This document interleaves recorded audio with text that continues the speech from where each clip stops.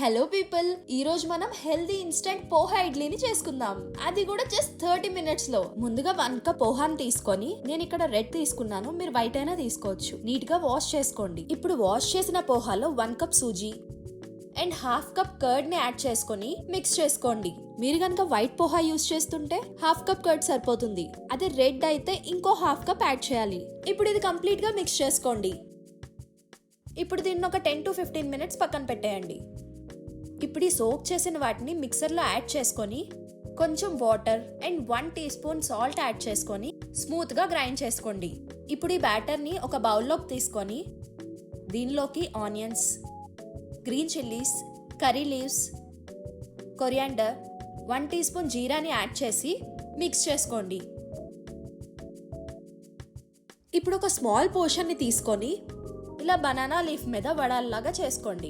ఇలా అన్ని రెడీ చేసుకున్నాక వీటిని అప్ టు 10 మినిట్స్ వరకు స్టీమ్ చేసుకోవాలి.